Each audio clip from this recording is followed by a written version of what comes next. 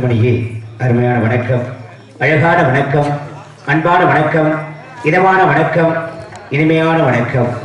இன்றைய வணக்கம் இந்த இடத்தை அலங்கரிக்கக்கூடிய அளவிற்கு அதே அற்புதமாக இருக்கிறது.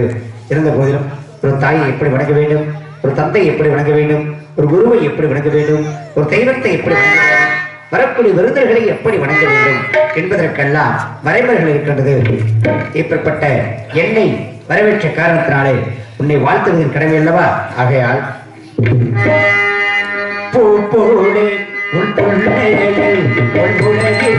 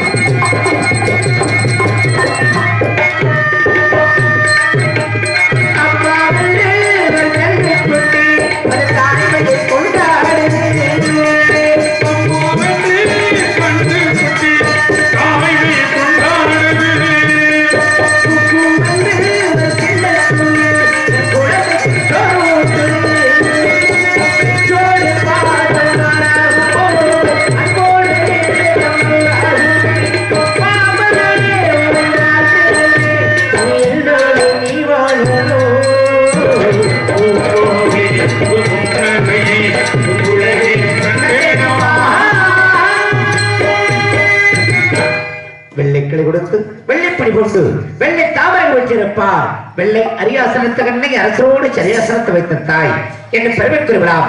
கடவுள் அருளால் கவிவாரும் வல்லமை பிறந்திய பெண்மகளே, என் நாளிலத்தின் நன்மகளே, நீ வாழ்க, என் குலம் வாழ்க, குமரக்கடவுள் திருவுருளால் சிறப்புடன் வாழ்க மகளே. அம்மா உங்கள் விவரங்கள் கிட்ட தெரிந்து விழா கேட்கலாமா? உபசரித்து உண்மை பேசி பார்த்தாலும் முன்பதே அமர்ந்தமாகுமா? குளமான பாலான முகம் கடுக்கடுவாராகி தப்பி பசியோடு கடும்பசி யாரும் தானே சொன்னாரு. மோப்ப குழையும் அழைச்சி முகம் தெரிந்து நோக்கு குழையும் இருந்து என்று வள்ளுவர் பந்தவை சொன்னது போல தாங்கள் கேட்க வேண்டும், தகுந்தவாறு பதில்களை சொல்ல வேண்டும் என்று காத்துக்கொண்டே இருக்கேன். சுவாமி கேளுங்கள் பார்க்கலாம். புராணம், கந்த புராணம், கருட புராணம், குரும புராணம், சிவபுராணம், நாரத புராணம், பத்ம புராணம், பப்சிக் புராணம், பாவ புராணம், பிரம்ம புராணம், பிரம்மாண்ட புராணம், பரிபூர்ண புராணம், மட்ச புராணம், மார்க்கண்ட புராணம், வராக புராணம், வாமன புராணம், விஷ்ணு புராணம், லிங்க புராணம் என்று சொல்லக்கூடிய 18 வகை புராணங்களை அறிந்தவுடன் ரீட், யஜுர், சாமம், அதமுடன் சொல்லக்கூடிய 4 வகை வேதங்களை தெரிந்தவனும், ராமாயணம், மகாபாரதம் என்று கூறக்கூடிய இதிகாசங்களை படித்தவனும், உயிரெழுத்து 12, மெய்யெழுத்து 18, ஆயுத எழுத்து 1, உயிர்மை எழுத்துக்கள் 216 ஆக தமிழ் எழுத்துக்கள் 247 பெற்றிருந்து அனிமா, மகிமா, கரிமா, யகிமா, பிராப்தி, பிரகாமியம், ஈசத்துவம், வச்சித்துவம் சொல்லக்கூடிய அஷ்டமாச்சித்தங்களை அறிந்தவனும், நடந்தது, நடப்பது, நடக்கப் போவது என்று சொல்லக்கூடிய முக்காலங்களை விடுதமாகினார். உன்னிடம் விடா கொடுத்து விட எதிர்பார்க்கிறேன் என்றால் அது உமக்கு வியப்பாகத்தான் இருக்கும். ஏனென்றால் நான் கேள்வியை கேட்க வேண்டும், அதற்கு தகுந்த பதிலை உரைக்க வேண்டும். அதை கேட்டு என் மனம் அவ்வளவு வேண்டும். இதோ நீ கொடுக்கூடிய பதிலுக்குரிய முதல் கேள்வி.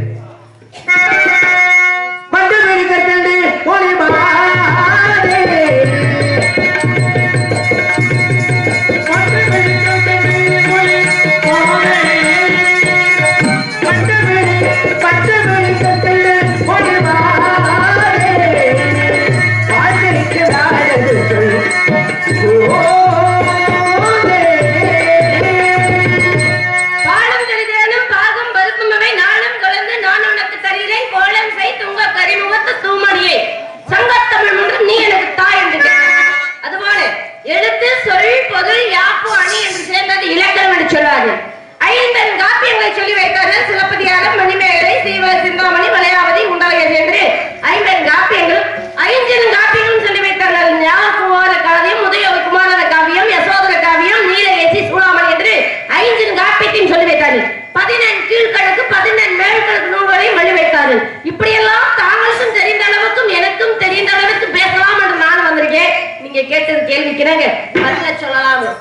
ஞான நிலைத்தான் உணர்ந்த சுவாமி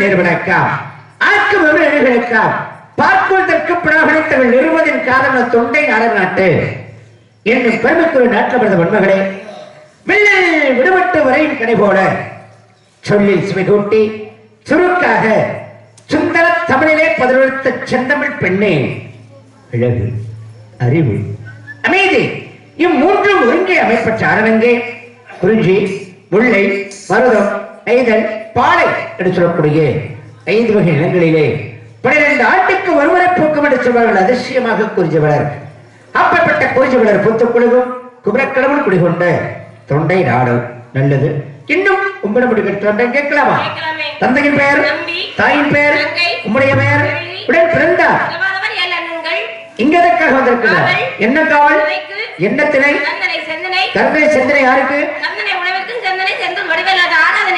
இப்ப காவலுக்கு வந்து காவலை எப்படி பார்த்துட்டு இருக்கீங்க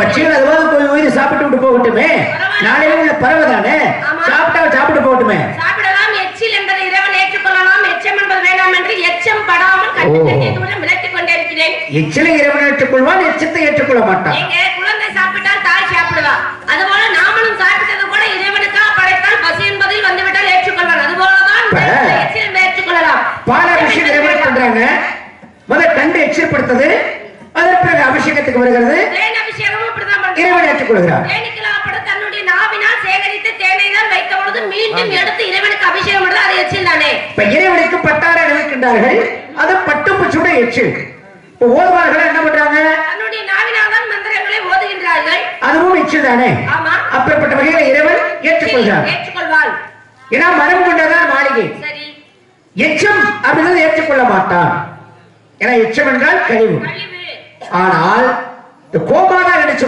பசுமுடைய எச்சத்தை இறைவன் ஏற்றுக்கொள்வான் இப்ப ஒரு வீடு கிரகப்பிரவேசம் பண்ணாங்க அப்படின்னா என்ன செய்வாங்க கன்றையும் பசுவையும் உள்ள கொண்டுவாங்க நான் என்ன நினைக்கிறேன் அப்படின்னா இந்த கிரகப்பிரவேசம் செய்யும் பொழுது இந்த கோமாதா என்ற பசுவை உள்ள கொண்டு வராமல் காலமாட உள்ள கொண்டு வரலாமே ஏன் அப்படி கொண்டு வர மாட்டாங்க 33 கோடி தேவர்களும் யாருக்குள் அடக்கம் என்றால் அங்கே கோமாதா என்று சொல்லக்கூடிய ஒரு பசுவுக்குள் அடக்கம் என்று சொல்வாரு சரி எல்லாரும் பாருங்க இந்த நாள்காட்டி என்று சொல்லக்கூடியதுல அந்த வரைபடத்துல கூட போட்டிருப்பாங்க அது கோமாதா என்ற வடிவமைப்பில் 33 கோடி தேவர்களும் வடிவமைச்சிருப்பாங்க அது ஒவ்வொரு இடத்திலும் ஒவ்வொரு தெய்வங்கள் இருந்தாலும் அந்த கடைசியில் என்று சொல்லக்கூடிய அந்த ஆசனவாவி பகுதியில் யாரு இருப்பாங்க மகாலட்சுமி இருப்பா என்று சொல்லுவாங்க அப்ப அந்த மாட்டுடைய பின்புறத்துல மகாலட்சுமி வாசம் செய்தால் அதனால்தான் அந்த பசுவாப்பட்டதை அந்த திலகப்பிரவேசமோ ஒரு கோயில் கும்பாபிஷேகமோ எதை அழைத்து செல்ல வேண்டும் என்றால் 33 கோடி தேவர்கள் வந்ததோ ஐதீகம் என்று அந்த பசுவையும் கன்றையும் அழைத்து சென்றார் அப்ப அந்த பசுவுக்குள்ளே எழுவர்கள் வழக்கம் ஒரு நீர் நன்னீர் பால் தயிர் நெய் தேன் கற்பச்சாறு என்று சொல்லக்கூடிய இந்த எழுகளும் அந்த பசுவிற்குள்ளே அடக்கம் அதனால்தான் அந்த கோமியத்தை முடிச்சு அந்த சமுத்திரங்களுக்கு இணையானது அது உண்டு அப்படின்னு பதிலளிக்கிறோம் இப்ப அந்த மாட்டுடைய சாணம் மாறி சாணம் போட்டு போதும் வச்சுக்கோங்களேன் அதுல பூச்சி வைக்கும் புழு வைக்கும் எல்லாம் வண்டோம்னா எல்லாமே இருக்கும் ஆனா அதையே இது ஒரு பிள்ளையாரு அப்படின்னு சொல்லி பிள்ளையார் பிடிச்சு வச்சுட்டு அந்த சாணத்துல வச்சுட்டா ஒரு பூச்சியும் வராது ஒரு புழுவும் வராது சும்மா புடிச்சு வச்சா மட்டும் பூச்சி வராது அதுல அரியம்புல்லுன்னு வச்சாதான் பூச்சி வராது ஏன்னா சாஸ்திரம் பொய்யானால் சாணத்தை பிடித்தப்பான ஒரு பழமொழி இருக்கு வெறும் சாணத்தை பிடிச்சா பூச்சி புழு வரத்தான் செய்யாது அரியம்புல் வைத்து மஞ்சள் என்பதை விட்டு விட்டால் அது விநாயகர் பெருமாள் குடி கொண்டாங்க அப்படின்னு பூச்சி புழு எத்தனை நாளாலும் அண்டாதான் அதே சாணத்தை எரிச்சு ஏன்னா எருவாக்கி எரிச்சு திருநீராக இட்டால் கெட்டு போகாத ஒன்று எங்க மனிதனின் துருநீரை போக்குவதற்கு திருநீர் பயன்படுத்த வேண்டாம் நீர் இல்ல நெச்சிப்பால் என்று சொன்னார்கள் இந்த திருநீராகப்பட்டது எப்பொழுதுமோ மனிதன் இந்து முறைப்படி நம்ம திருநீர் நெச்சியில் அணிஞ்சிருக்கணும் அதுதான் சாஸ்திரமும் கூட என்று சொல்லி வைத்தார்கள் அதே மாதிரி பெண்களாகப்பட்டவர்கள் எனக்கு ஒரு சந்தேகம் அதிகாலைகளை இழந்து திருநீர் எல்லாம் பூசணும்னு சொன்னீங்கல்ல, சரி. இந்த திருநீரை மட்டும் இந்த ஆண்களோ சித்தர்களோ இந்த மாலை அணிவித்தவர்களோ எத்தனை இடத்துல எத்தனை முறை அணிய வேண்டும்? எத்தனை இடத்துல எத்தனை முறை அணிய வேண்டும்? எங்க அணியணும்? ஏன்னா திருநீர் இட்டார் யார் விட்டார் அப்படின்னு ஏன்னா எத்தனை இடத்துல அணியணும் அப்படின்னு கேக்குறீங்க. மொத்தம் 17 இடங்களில் அணிய வேண்டும். இந்த இடம் மணிக்கட்டு இங்க இங்க இதெல்லாம் சொல்லிட்டே இருக்கணுமா? சொல்லணும்ல. அப்ப இதே பகுதி இந்த பக்கம் வந்தா அப்படி எதுக்கு வந்திருக்கீங்க? சரிங்க, இதே பகுதி இந்த பக்கம் வந்தா ஆமா அது 6 வந்ததுல இது 3 சரி இந்த பகுதி சரி. அதே மாதிரி இந்த மார்பகம் அதே மாதிரி இந்த நெஞ்சு வயிற்று பகுதி அதான் வயிற்று பகுதி கீழே அடுத்து சரி இந்த இந்த பக்கம் சரி. அதுக்கு காரணம் என்னன்னா இப்ப தாய்மார்கள் உழ வைப்பாங்க வீட்டுல. ஆமா இப்ப காலம் மாறி போச்சு. நான் அடுப்படிக்கிற விஷயத்துல சொல்றேன். பெரியவங்களா இருப்பாங்க தாய்மார்கள். அந்த அடுப்படிக்கும் போது என்ன செய்வாங்க அப்படின்னா அந்த சோறை வடிச்சுட்டு அப்படி இறக்கி வைக்கும் போது என்ன செய்வாங்க, அந்த அடுப்பு சாம்பலே எடுத்து அப்படி ஒரு கோடு இப்படி ஒரு நடுவு ஒரு பட்டை அப்ப 3. அதே மாதிரி இங்க அடிக்கணும். அதே மாதிரி இந்த கழுத்து பகுதி இங்க, அதே மாதிரி இங்க தோள்பட்டை, அதே மாதிரி பின்புறம் தோள்பட்டை, அதே மாதிரி பின்புறம் இப்படி அப்படி நெத்தி. ஆக மொத்தம் 17 இடங்கள் அடிக்க வேண்டும். யாருக்குமே தெரியாது. 17 இடங்களில் நம்ம மாலை அணிவித்தாலும் இந்த திருநீரை பூசிக்கொள்ளும் முறை 17 இடங்களில் இட வேண்டும் சொல்லிருக்கீங்க. ஏன்னா இப்ப காலையில எந்திரிச்சு பெண்கள் வந்து சாணம் போடுறாங்க. அதிகாலை எந்திரிச்சு வீட்டு தெளிச்சு சாணம் தெளிச்சு கோலம் போடுறோம். ஏன் சாணம் தெளிக்கணும்? சும்மா வெறும் பச்சை தண்ணி தெளிச்சு விட்டுருமே. இப்பெல்லாம் அப்படித்தான் பனி போடுவீங்க. சாணம் தெளிச்சு ஏன் கோலம் போடணும்? சும்மா வெறும் பச்சை தண்ணியை தெளிச்சு விட்டுலாம்ல. காரணம் இருக்குல்ல. காரணம் என்ன காரணம் அப்படின்னா அதாவது இந்த சூரிய உதயத்திற்கு முன்பாக சாணம் தெளிக்க வேண்டும். இரவு நேரங்கள்ல வாசல் இருக்கு அப்படின்னா இதுல வந்து விஷப்பூச்சிகள் போயிருக்கும். பாம்பு பூரன் தேடு இப்படி எத்தனை விஷப்பூச்சிகள் போயிருக்கும். அந்த வீட்டுல வயதான முதியவர்கள் இருப்பாங்க. அதே மாதிரி சின்ன குழந்தைகள் இருக்கும். அந்த முதியவர்களுக்கு எதிர்ப்பு சக்தி குறைவாக இருக்கும். இந்த சின்ன குழந்தைகள் பிஞ்சு பாதங்கள் உடனே விஷம் பரவக்கூடிய தன்மை ஏற்படும். அதனாலதான் அதுல விஷமே இருந்தாலும் சாணத்தை தெளிச்சு சூரியனுடைய கதிர்கள் பட்ட உடனே அங்கு விஷமே இருந்தாலும் உரிந்து விடும். அதற்காகத்தான் சாணம் தெளிக்கிறது. சரி, கோலம் போடுறாங்க. கோலம் என்னால போடணும்? அரிசி மாவால கோலம் போடணும். அரிசி மாவால கோலம் போடணும். தாய்மார்களுக்கு வேற யாராவது அரிசி மாவுல கோலம் போடுறீங்களா இல்ல மண்ணில் தான் போடுறீங்களா? கலந்து போடுறீங்களா? யார் சொல்றது கலந்து போடுறது? சரி சரி, அது இப்ப கேட்கறதுக்காக சந்தோஷமா இருக்கு.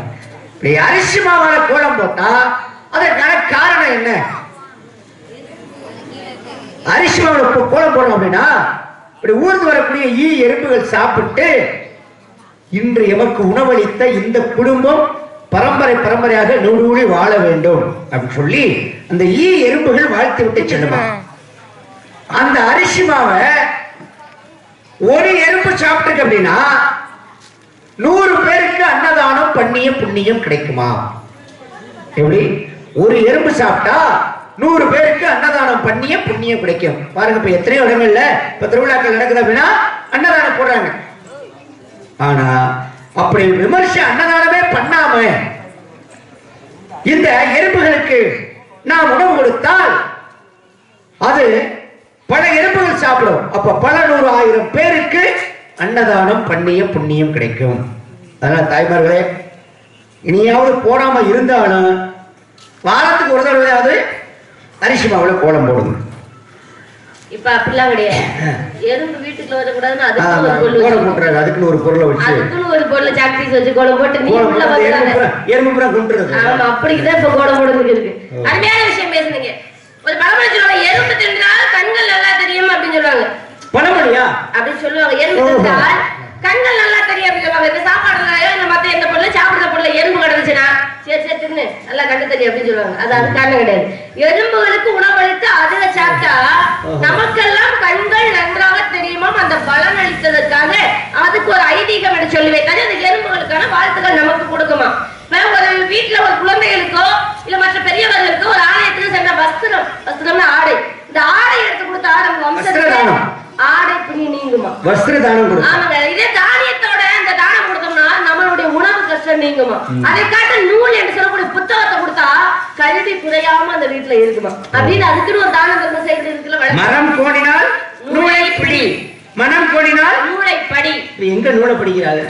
எல்லாமே இதுல படிச்சாரு. அப்படியே படிச்சுட்டு அதுல உண்மையும் இருக்கு பொய்யும் இருக்கு. ஆராயணும்ல, நூல்லதான் அடிப்படை வேணும் இல்லையா? வீடு கட்டுறாங்க அப்படின்னா அடிப்படை கண்டிப்பா அது சரியாக இருக்கு. அது இல்லைன்னா என்ன ஆகும்? அங்கே உறுதியாக இருக்கு. இல்லாம இருந்தா உறுதி இல்லாம கட்டണം கீழே சாய்ந்துடும். அப்ப அடிப்படை உறுதியாக இருக்க வேண்டும். இந்த தம்பி எங்க நடக்குது? போய் வேண்டும். இப்படி சிறப்புகள் நிறைய இருக்குங்க. ஏன்னா இப்ப நான் சொன்ன விஷயங்கள்ல ஏதாவது உங்களுக்கு இது சந்தேகம் இருக்குதா? இது என்ன சந்தேகம்? இது ஒரு சந்தேகம் கிடையாது. எனக்கு ரொம்ப பிடித்தமான விஷயம் தான். ஒரு நாளுக்காக அந்த அரிசி மாவுல கோலம் போட சொல்றீங்கல்ல, எனக்கு ஒரு சந்தேகம்னா என்ன சந்தேகம்? இந்த ஆண்களுக்கெல்லாம் இந்த அரை பகுதி என்று சொல்லக்கூடிய இடத்துல ஒரு கயிறு கட்டுவாங்க. அது பேர் அரஞ்ஞான் கயிறு. அது ஏன் சின்ன குழந்தையில பிறந்த குழந்தையில ஒரு 7ஆம் நாளோ 9ஆம் நாளோ கட்டி விட்டுருவாங்க. ஆனா பெண்கள் கடைபிடிப்பதனால ஆண்கள் வயதாகும் வரைக்கும் அதை கட்டியிருப்பாங்க. அது ஏன் அப்படி கட்டிருக்காங்க? என்ன காரணம்? அப்படி ஒன்னே இப்ப ஒரு விஷயம் சொன்னார் இல்லையா? அது மாதிரி அதாவது இப்ப விவசாயிகள் வயக்காடு வெள்ள அப்படி போயிட்டு இருப்பாங்க. திடீர்னு உங்க அண்ணன் சில பேர் ஒரு பாம்பு கடிச்சிருச்சு வச்சுக்கலேன், அந்த நேரத்துல அவசரத்திற்கு போய் கையில தேடி தெரிய முடியுமா? முதல் உதவி என்று சொல்லி இந்த முதலுதவி செய்வதற்காக விஷம் கடிச்சிச்சோம்னா அது மேல போகாம கீழே இறங்காம இருக்கிறதுக்காக அந்த இடத்துல இறுக்கி பிடிச்சி கட்டிடுது. அப்ப அரையான் கயிறு அவுத்து கட்டிடுவாங்க. இப்ப கையில கருப்பு கை கட்டிருப்பாங்க. ஆண்கள் எந்த கையில கட்டணும், பெண்கள் எந்த கையில கட்டணும் அப்படிங்கிற விஷயம். இப்ப ஆண்கள் கட்டுறாங்க அப்படின்னா அவங்க எந்த கையில கட்டணும்? வலது கையில கட்டணும். பெண்களுக்கு இடது கையில. இப்ப ஒரு சாதாரண கைரேகம் பார்க்க போறாங்க அப்படின்னா ஆண்கள் வலது கையை கட்டணும், பெண்கள் இடது கையை கட்டணும். ஏன் இடது கையை கட்டணும், ஏன் வலது கையை கட்டணும்? அதுதான் நன்மை. அவர்களுக்கான ஜாதக அமைப்பு அங்கதான் தெரியும், அதனாலதான் காட்டுவாங்க. ஏன்னா அன்று சிவனாகப்பட்டவன் தன்னுடைய உடம்புல சரிபாதிய சக்திக்கு கொடுத்தாரு. இவளுக்கு கொடுத்தால எவளுக்கு ஐயோ உங்களை சொல்லமா? எனக்கு பெத்த பிள்ளை மாதிரிமா உன்னை அப்படி சொல்லணுமா? சக்தியை சொல்றேன். அவ யார் தெரியுமா? சிவனுக்கு மனைவி. எனக்கு அத்தை. உங்களுக்கு அத்தையா? ஆமா, எங்க அத்தை தானே. அத்தை அத்தை சொல்லுங்க மருமையனே. இதெல்லாம் சரியா? நீங்க தானே அத்தை. நீங்க கதைப்படி போயிருந்தா கதைப்படி. நான் சத்திய சொல்றேமா, முக்கியமா அப்படி நான் உங்களை தான் சொல்றேன், தவறா ஒண்ணும் சொல்லல. என்ன காரணம்? நீங்க என்ன முதல் மகன் அவங்க அப்பாவுக்கும் அம்மாவுக்கும்? நான் கடைசி மருமகன் தானே, அதைத்தானே சொன்னேன். நீங்க என்ன பொண்ணு மருமகன் நான் சொல்ல கிடையாது, மருமகன் சொன்னேன். சரிங்க அத்தை அத்தை அத்தை சரியாத்தான் சொல்றீங்க. சரி, அதான் நீங்க என்ன பேசுறீங்க? வலது கையில ஏன் கட்டணும்? இந்த கையில இந்த வலது கையில ஏன் கட்டணும் அப்படின்னா இந்த நரம்பு முடிச்சு இப்ப திடீர்னு போய்கிட்டு இருப்பாங்க. ஒரு சின்ன குழந்தையா இருப்பாங்க, எதையாவது பார்த்து பயந்துவேன். பார்த்து பயந்தாலும் இந்த கயிறு கட்டியிருக்காங்கன்னா அதுல ஒரு மர்மம் முடிச்சிருக்கு. அந்த முடிச்ச இந்த கயிறு ஒட்டும் பொழுது அவன் பயந்திருந்தாலும் அதை இந்த கயிறாக சரி செய்து விடும். அப்ப இந்த காத்து கருப்பு அண்ணக்கூடாது, கருப்பு கயிறை கட்டி விட்டுருவாங்க கையில. காலையை அதைத்தான் கட்டுவான். நான் கேட்கிறேன், நீங்க ஒரு பெண்ணு தானே, ஏன் மூக்கு குத்துறீங்க? அழகா இருக்கு. மண்டை உடைச்சு விடுவேன். மூக்கு குத்துறதா ஒரு விஷயமா? கால் குத்துறதுல இருக்கு, மூக்கு குத்துறதுக்கு கேட்பீங்களா? அப்படிதான் கேட்பேன். இது ஒரு பெரிய விஷயமா? ஆத்தாட கேட்கிறேன்னு சொல்லிடுவேன். 5000 ரூபாய் சம்பளம் வாங்க தெரியுதுல்ல? ஏன் நீங்க என்ன ஓசில வந்துருச்சு? நான் மட்டும் 5000 ரூபாய் சம்பளம் வாங்குறேன். ஏன் மூக்கு குத்துறீங்க? எங்க இந்த வளரிளம் பெண்கள் அப்படின்னு ஒரு தன்மை இருக்கு. கேட்டதுமே எங்க மரியோசையெல்லாம் வந்துச்சு.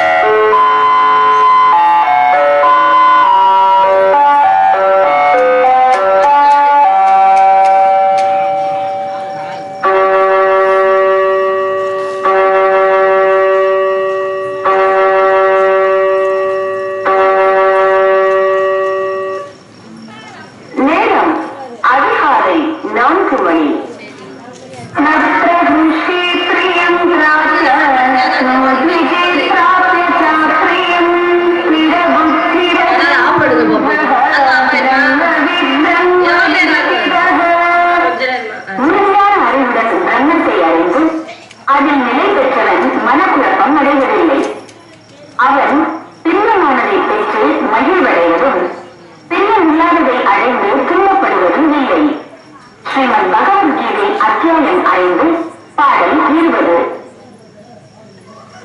விஷயம். இந்த மூக்கு குத்துறது எதுக்காகனா, சில பேர் பாருங்க பருவத்துக்கு வந்தவுடன் பெண் குழந்தைகளுக்கு குத்தி விடுவாங்க மூக்கு. சில பேர் பருவத்திற்கு முன்னாடியே மூக்கு குத்தி விட்டுருப்பாங்க. என்ன காரணம் அப்படின்னா, பருவத்திற்கு வந்தவுடன் மூக்கு குத்துவது அதுதான் நல்லது, முதல்ல குத்துவதை காட்டிலும். இந்த மாதவிடாய் காலங்கள்ல ஒரு சில பெண்களுக்கு சீராக மாதவிடாய் வராது.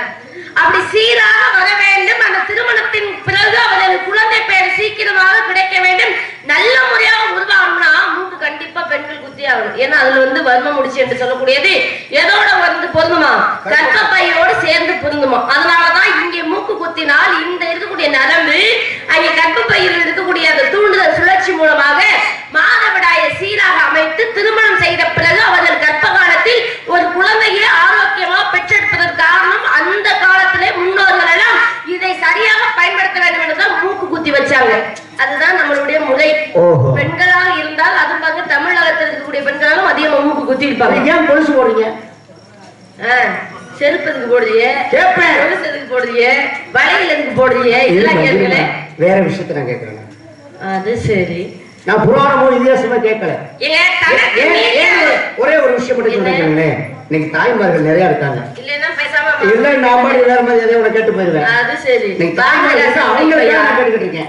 எங்க தலைக்கு மீறி பணம் இருந்தாலும் தங்கத்துல கொலுசு போடக்கூடாது, போடக்கூடாது அப்படின்னு ஒரு சாஸ்திரம் இருக்குல்ல.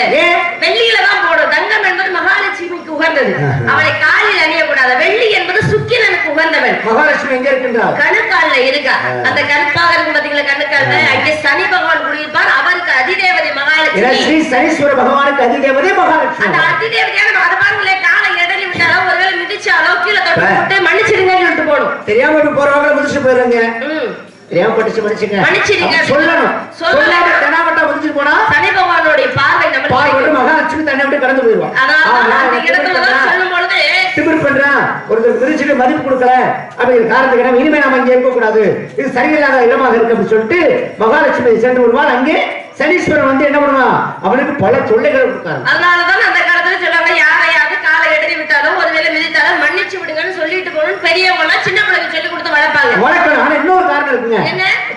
என்னோட பாட்ட நாராயணன் என்ன பண்றாரு, திருப்பறையில் பாம்பனையில் பள்ளி கொண்டிருக்கிறார். அவர் பாதத்தில் இருக்கிறது யாரு? மகாலட்சுமி. அந்த மகாலட்சுமி கணவனுக்கு பாத பூஜை செய்து கொண்டிருக்கிறார்.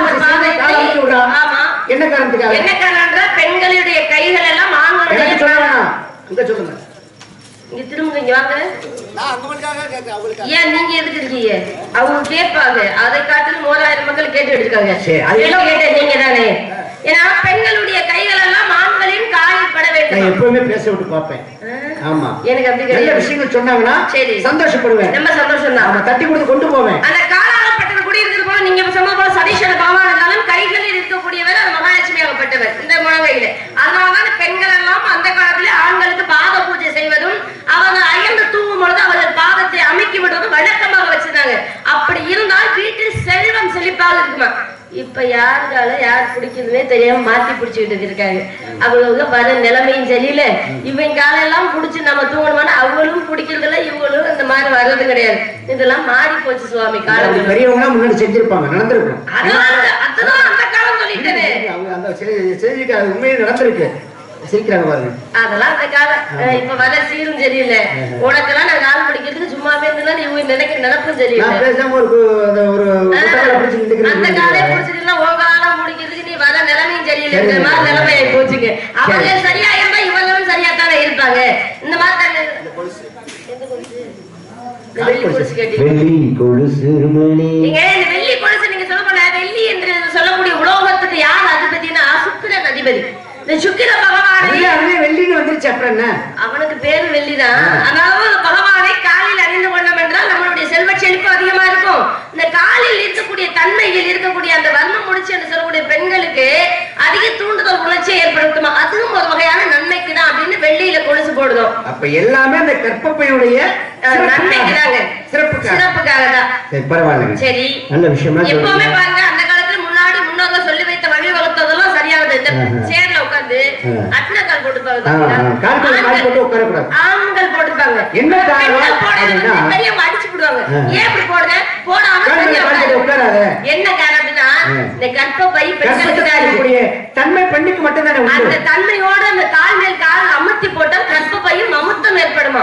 அதனால அந்த அழுத்தம் ஏற்படக்கூடாது கூடாது. நீங்க எப்பொழுதுமே அந்த ஒரு பெண்மை கற்பம் மற்றும் குழந்தை பெறுவதற்கு சிரமமா இருக்கு. நீங்க எப்பொழுதும் விரிவாக்கமாக இருக்க வேண்டும். அதுதான் நம்மளுக்கான நிகழ்ந்த இடம் அப்படின்ற மாதிரி சரியான நேரத்துல அப்படியே முன்னோர்கள் சரியா தான் செஞ்சு வச்சிருக்காங்க. அதனால கீழே சம்பளம் போட்டு உட்காந்து வாழைகளை விரிச்சு சாப்பிடணும்னு சொன்னாங்க. இப்ப யார் கீழே சம்பளம் போட்டு உட்காந்து நாகரிகம் இல்லைன்னு நினைக்கிறாங்க. ஆனா அப்படி தன்மை எல்லாம் முன்னாடி அந்த காலத்துல உருவாக்கப்படும். நம்ம சரியா பயன்படுத்தணும். வாரத்துக்கு ஒரு நாள் சம்பளம் போட்டு பிள்ளைகளுக்கு இலைய விரிச்சு சோறு வச்சு பழகுங்க. அந்த சோறை இப்படிதான் சாப்பிடணும்னு சொல்லி கொடுத்தும் பழகுங்க. அதுதான் நம்ம முறை. ஏன்னா இந்த சம்பளம் போட்டவங்க ரத்தம் சீராக பாயும். அப்ப உணவு என்பது செரிக்கிறது சரியான முறையில் செரிமானம் சரியாக. அப்ப அந்த தன்மை சரியா இருக்கிறது. கால் மேல கால் போட்டு சேர்ல உட்காந்து பெஞ்சில உட்காந்து சாப்பிடறதா அப்படிலாம் பழக்கப்படுத்தே படுத்தாங்க. நாமளே இப்படி பழக்கப்படுத்தினா அப்ப நகர்ப்புற வாழ்க்கையில எப்படி சொல்ல முடியும்? நாமளும் அதை சொல்லணும். கண்டிப்பா இதே காரணம். நல்ல விஷயம் சொல்றீங்க, பரவாயில்ல, பாராட்டக்கூடிய விஷயம். இருந்தாலும் இதெல்லாம் நம்ம படிக்கிறதுக்கு முன்னாடி அவ்வளவு படிச்சு தெரிஞ்சுக்கலாம். அந்த அளவுக்கு இப்ப நவீன காலம் ஆயிருச்சு. இருக்கட்டும், இருந்தாலும் நம்ம சொல்ல வேண்டிய கடமை சொல்லுவோம். சரி, நீங்க வந்த காரணம் என்ன? நான் வந்த காரணம் நீங்க எடுக்கக்கூடிய பருவம் மங்கை பருவம். ஒவ்வொரு பருவத்திற்கும் இந்த காலில் அணியக்கூடிய கொலுசு சொன்னீங்கல்ல, அதோட தன்மையும் மாறும். பேதையில எந்த கொலுசு போடணும், பெருந்தையில எந்த கொலுசு போடணும், மங்கை மடந்தை தண்டை அணிவிக்கும் முறை எல்லாம் இருக்கு. கடைசி வரைக்கும் அந்த 7 பருவத்திற்கும் 7 முறையான கொலுசுகள் காலில் அணியலாம். சிலம்பு பெண்களுக்கு அது உரித்தான ஒவ்வொரு அணிவழங்கள் இருக்கு. வயசுக்கு தகுந்த மாதிரி சொன்ன மாதிரி அந்த காலத்துல சிலம்பு அணிஞ்சாங்க. இப்ப யாரு சிலம்பு அணிஞ்சா? நான் அணிஞ்சு வருவேன் அடுத்த முறையில.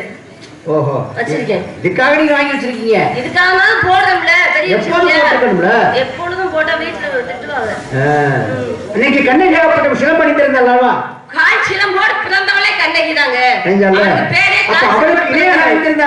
யாரு? கோப்பந்தேவி, பாண்டிய மன்னனின் மனைவி. அப்ப அங்க இருந்தது என்ன பிறகு, இங்க இருந்தது என்ன பிறகு? ஏங்க, இங்க மாணிக்கம் இருந்தது, கோப்பந்தேவி அணிஞ்சது முத்து இருந்தது. அதான் முத்து உடைத்து காட்டிய பொழுது சிறகிலது தப்பான நியதி சொல்லணும்னு சொன்னாரு.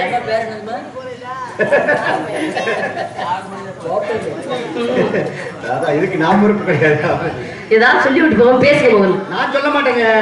மாணிக்கம் ஏன்னா அவங்க வணிக தொழில் செய்யக்கூடியவர்கள் பூம்புகார் மாநிலத்திலிருந்து அங்கே வந்ததுனால் இவர்களிடம் முத்து விளைவிக்கக்கூடிய இடம். அதனால இங்க வந்து மாணிக்கம் கிடைச்சது. எனக்கு உத்தரவு வந்துருச்சு காலத்துக்காக. சரி, அதுக்கு பருவம் எத்தனை தடவை சொல்லு? மங்க பருவம் இருக்கட்டும். இருந்தாலும்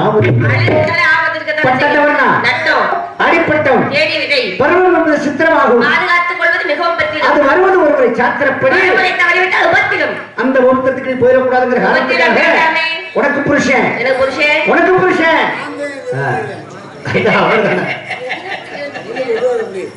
அவர் வந்து உங்க அப்பா. அப்பா நல்ல அப்பா. 3 நாள் குழந்தை எடுத்துருக்கேன். சித்தப்பாவா? ஆமா, நேத்து இன்னைக்கு நாளைக்கு 3 நாள் பெரியப்பா அவர். சரி சரி, பரவாயில்ல. மாப்பிள்ளை பேர சொல்லவா? மாப்பிள்ளையா? யாரு உள்ள வந்து? இல்ல மாப்பிள்ளைன்னு சொன்னீங்க, இல்ல கொஞ்சம் அதிர்ச்சியா இருக்கு. யார் மாப்பிள்ளை? யார் அந்த மாப்பிள்ளை சொல்றீங்க? எனக்கு அந்த மாப்பிள்ளை படிச்சிருக்கணும். பெரிய படிப்பெல்லாம் படிச்சிருக்கணும். பெரிய படிப்பு தாமா? முதுகலையா இளங்கலையா? முதுகலையா? வசதி வாய்ப்பு நிறைய இருக்கணும். நல்ல வசதி. சொந்த வீடு வச்சிருக்கணும். அவர் ஏற்கனவே 6 வீடு கிடக்குமா? அப்படியா? அதை கட்டல அரசாங்கத்துல வேலை பார்க்கணும். கை நிறைய சம்பளம் வாங்கணும். உலகத்துக்கு அரசாங்க அமைதியா இந்த மாப்பிள்ளை வேணாம். அப்பனா 9ஆம் கிளாஸ் பயிலான ஆளை கட்டிக்கிட்டு நாயிரம் இல்லை. நல்ல மாப்பிள்ளையா இருந்தா இப்பதான் அப்படி இருந்தா சொல்லுங்க. மாப்பிள்ளையோட பேரு நான் பார்த்த மாப்பிள்ளை யாரம்மா? போட்டு போய்வதாகமா?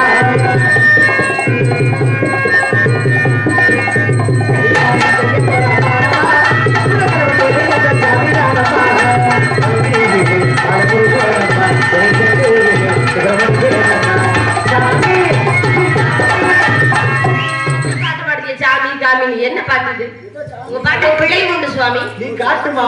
என்னத்த பிழைவுனா அதுக்கு தகுந்த குறைச்சிட்டு நீங்க கொடுக்க சொல்லு. ஏற்கனவே உங்களுக்கு வச்சுக்கிட்டே கொடுக்குறாங்க. பாத்துருக்கீங்க.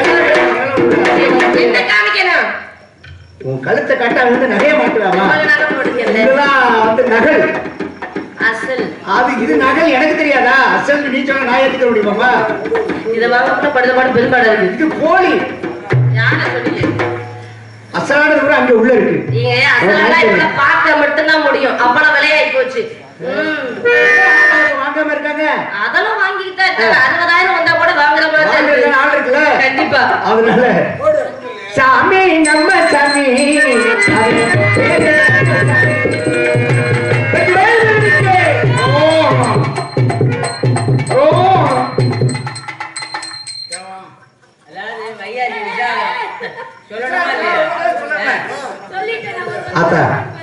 விவகாரம் நீங்க எல்லாம் பாத்துக்கிட்டு இருக்கீங்க. விஷயம் நேத்து முடிஞ்சிருச்சு, மறுநாள் பிறந்துருச்சு. இருந்தாலும் விசாரத்துக்காக எல்லாரும் ஒரு தடவையாவது அரோகரான்னு சொல்லுங்க. ஏன்னா ஒரு தடவை அரோகரான்னு சொன்னோம்னா நம்ம பிடித்த 1000 பாவம் தன்னால தீரும்.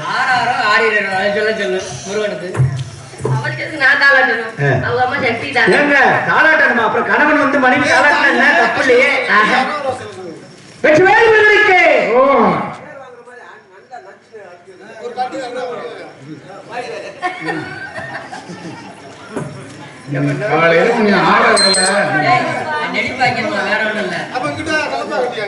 அப்படியா? கந்தனுக்கு வேல் வேல் முருகனுக்கு வேல் வேல் கந்தனுக்கு வேல் வேல் முருகனுக்கு வேல் வேல் முருகா வெற்றி முருகா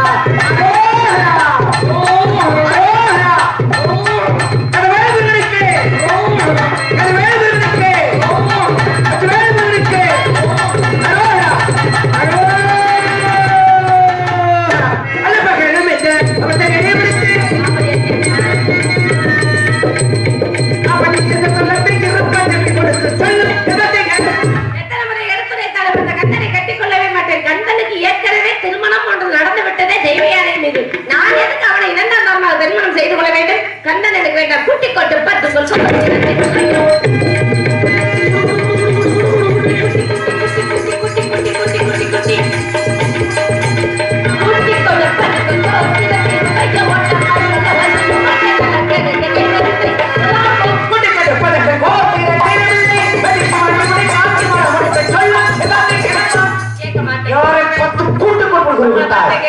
நாகரிகமதும் ஞாபகத்தமிழ் அவளை பேசிவிட்டால் அறிவிலாருக்கு அறிவையும் அன்பலாருக்கு அன்பையும் பண்பலாருக்கு பண்பையும் இப்படி எல்லாருக்குமே கூட்டிக் கொடுப்பாங்க வேற. அதனால சூரிய ஸ்தமனத்திற்கு முன்னே அந்த உறவுகளுக்கு கிடைப்பது காட்டாவிட்டால் நான் நாரதம் அல்ல, இந்த மாறுபடக்கூடிய முடிச்சும் அல்ல. இது சத்தியம், இது சத்தியம், இது சத்தியம். நான் சென்று வருகிறேன். நாராயண நாராயண நாராயண.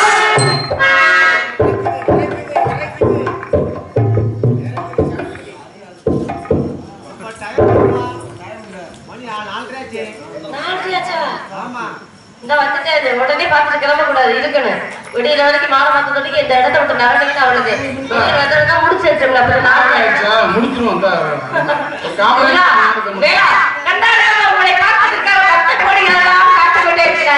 சீக்கிரமாக வந்து உங்களுடைய திருமுகத்தை காட்டிவிட்டீங்க. என்னை மட்டும் அந்த மயில் மீது தூக்கி செல்கள் முருகா.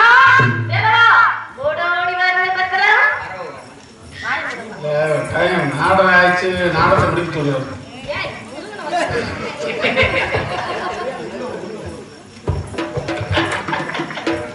ஆ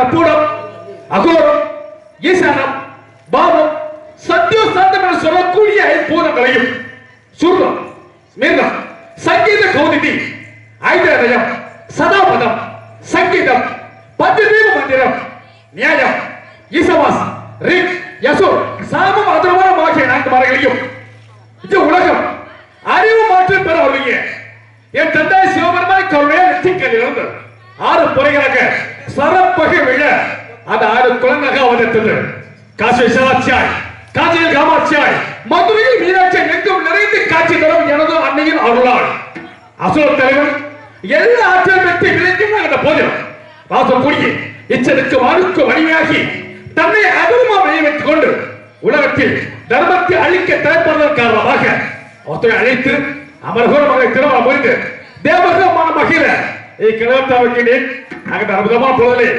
யாரை ஒரு பின்னி மணி யோசனை நாம வீணாக கேட்கிறது வர வேண்டும் வருக வருக வருக